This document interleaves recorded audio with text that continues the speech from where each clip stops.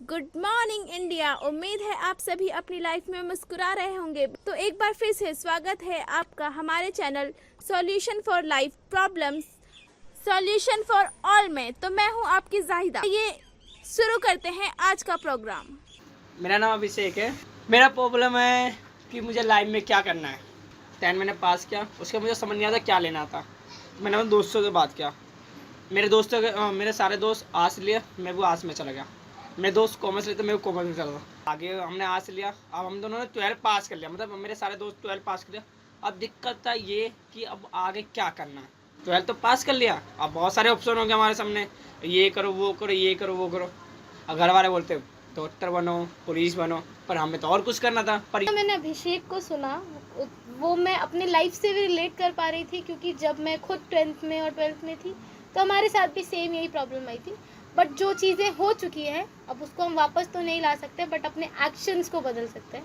तो अब मुझे जो लगता है अभिषेक सर्कल ऑफ कंसर्न से थोड़ा सा निकल कर उसको इन्फ्लुएंस के तौर पे लेकर जा सकते हैं। कैसे कि वो ये ना सोच के कि अब मैं क्या करूँ या क्या ना करूँ, ये सोच के कि मैं किस में अच्छा हूँ और मैं क्या क्या और चीज़ें कर सकता हूँ, और उस एक्शन को अपने लाइफ में इम्प्लीमेंट करने शुरू कर देते।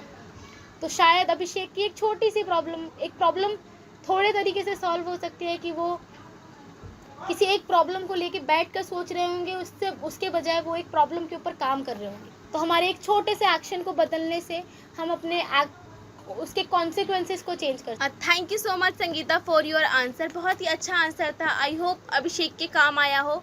अभिषेक, कैसा लगा आपको संगीता का आंसर? क्या कोई और क्वेश्चन आप पूछना चाहेंगे? Thank you so much Sangeeta, आपने मेरी प्रॉब्लम को सॉल्व करने के लिए। और संगीता, मेरे एक और प्रॉब्लम है। क्या अभिषेक, क्या मैं आपकी हेल्प कर सकती हूँ? संगीता, मेरी एक प्रॉब्लम ये है कि मैं छोटी छोटी बातों पे गुस्सा हो जाता हूँ बहुत जल्दी, और छोटी बातों पर रो भी जाता हूँ, और अपने दूसरों सामने में अपने हंसी मजाक ये चीज़ें कंट्रोल नहीं कर पाता हूँ।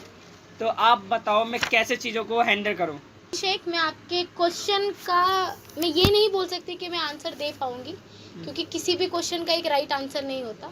मैं अपना ओपिनियन शेयर कर पाऊंगी और जितनी भी चीज़ें मैंने अभी तक समझी हैं वो बता पाऊंगी। तो जैसे आपने बताया कि मैं किसी के भी एक्शन पर रिएक्शन देने शुरू कर देता हूँ, ये शायद बहुत लोगों के साथ होता है, ये शायद मेरे साथ भी होता है। तो मैंने एक जगह पढ़ा था कि अगर किसी भी रिएक्शन को रिएक्शन के साथ ही जवाब दोगे तो कभी भी उसका सल्यूशन नहीं निकल सकता।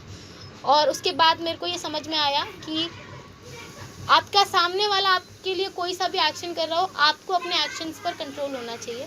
आपको ये पता होना चाहिए कि आपके एक्शन आपको दूसरे से कैसे यूनिक बनाते हैं।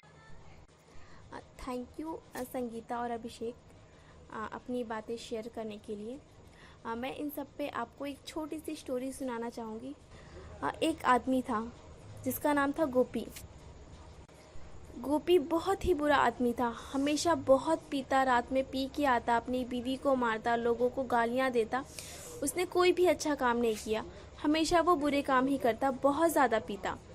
उनके 2 बेटे थे, राम और श्याम, जो अपने पापा को देखते और उनकी आदतों को देखते। और जब वो बड़े हुए तो दोनों ही एक दूसरे से डिफरेंस। राम जो कि बिल्कुल भी नहीं पीता था, सिर्फ अच्छे काम करता था, और श्याम जो कि अपने पापा की तरह पीता, लोगों को गालियां देता। ये देख उसके पड़ोसी बहुत हैरान हुए। तो एक बार उनके पड़ोसी ने श्याम से पूछा कि आप ऐसे क्यों हो? तो श्याम का जवाब, देखा है मेरे पापा को, वो कैसे हैं। उसका पड़ोसी दूसरे बेटे राम के पास गया और राम से पूछा कि आप ऐसे क्यों हो। राम का जवाब, ये भी कोई पूछने वाली बात है, देखा है ना मेरे पापा को, कैसे हैं वो। क्या लगता है आप लोगों को, क्या सीखने को मिला आप लोगों को इस स्टोरी से? मुझे लगता है कि हम ये सीख सकते हैं कि हम वही बनते हैं जो हम बनना चाहते हैं। You are right Sangeeta. Response करने के हमेशा 2 तरीके होते हैं, एक रिएक्टिव और दूसरा प्रोएक्टिव। हम सबको हमेशा प्रोएक्टिव बनना चाहिए, ना कि रिएक्टिव। ज़्यादा क्या आप बता सकती हो रिएक्टिव और प्रोएक्टिव क्या होता है, और इसको हम कैसे फॉलो कर सकते हैं अपनी लाइफ में? अभिषेक, रिएक्टिव और प्रोएक्टिव हमेशा 3 क्वालिटी पे डिपेंड होते हैं।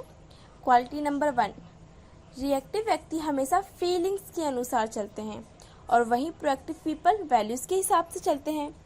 क्वालिटी नंबर 2, रिएक्टिव पीपल को ब्लेमिंग गेम खेलना बहुत पसंद है। लोगों को ब्लेम करना, ये इसकी वजह से हुआ, ये उसकी वजह से हुआ, ऐसा नहीं होता, काश उसने ये नहीं किया होता। वहीं प्रोएक्टिव व्यक्ति रिस्पॉन्सिबल होते हैं। वो क्या कर सकते हैं, क्या बदल सकते हैं, क्या नया तरीका ढूंढ सकते हैं, वो इस पे ज़्यादा ध्यान देते हैं। एंड क्वालिटी नंबर 3, रिएक्टिव व्यक्ति हमेशा प्रॉब्लम्स पर फोकस करते हैं और उसे ही लेकर परेशान रहते हैं। जैसे तुम्हारी प्रॉब्लम थी कि तुम्हें तुम्हारी लाइफ के गोल्स नहीं पता, क्या करना है क्या वो नहीं पता, जहाँ फ्रेंड्स गए तुम उनके साथ चले गए, ये तुम्हारी प्रॉब्लम, और तुम उस पर घूम रहे हो, कभी तुमने उस पर काम करने की ट्राई ही नहीं की। और जैसे संगीता ने तुम्हें बहुत अच्छा आंसर दिया। ये 3 क्वालिटी हैं जो आपको प्रोएक्टिव बना सकती हैं। आपकी तरह मुझे भी बहुत गुस्सा आता था, जैसे संगीता को भी आता है, पर संगीता ने उसका सॉल्यूशन निकाला, और शायद मैं भी आपकी तरह बहुत जल्दी गुस्सा होती थी, रोती थी, क्योंकि लोग मुझे कंट्रोल करते थे। तो हमें खुद को कंट्रोल करना चाहिए। हमें कोई भी हर्ट नहीं कर सकता बिना हमारी परमिशन के। मैं आप सभी को एक टास्क देना चाहूँगी कि आप 7 दिन अपनी वैल्यूज़ पर ध्यान दीजिए। जैसे संगीता की वैल्यूज़ बहुत अच्छी है कि वो किसी की डिसरिस्पेक्ट नहीं कर सकती, तो इसी तरीके से अपनी वैल्यूज़ बनाइए, उन पर ध्यान दीजिए, रिस्पॉन्सिबल बनिए और ये सोचिए कि आप क्या कर सकते हैं। फिर देखिए कि आपकी लाइफ में सब कुछ बहुत ही अच्छा होता है और आपकी लाइफ किस तरीके से बदल सकती है। तो आज से और अभी से हम सब अपनी ज़िंदगी की ड्राइविंग सीट पर खुद बैठते हैं और रिएक्ट करने की बजाय एक्टिव होकर चीज़ों को अपने हिसाब से मोड़ते हैं।